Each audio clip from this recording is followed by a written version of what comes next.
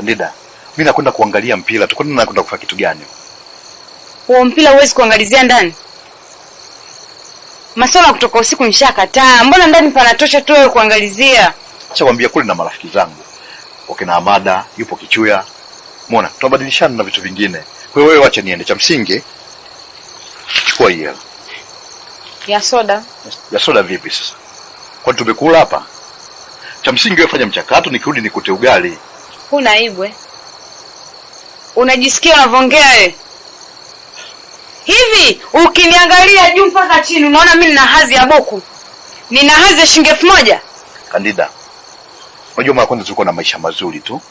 Lakini baada ya kupata ajali ndio sina kitu sasa hivi. Sasa mke wangu, hiyo shilingi 1000 ni ndogo. Hakuna cha mkeo wala nini. Huko ndani nishazoea. Situmii matembele, situmii.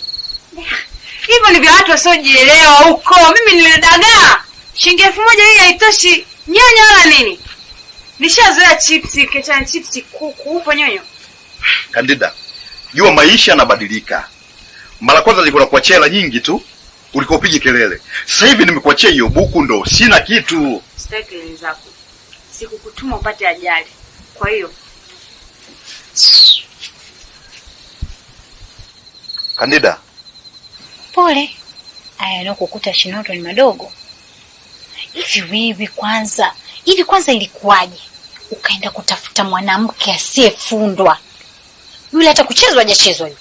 Yaani mwanamke hajafundwa, si kitu sana unapofanyiwa. Shinondo, kwa nini unaruhusu mwanamke kupelekesha namna hii?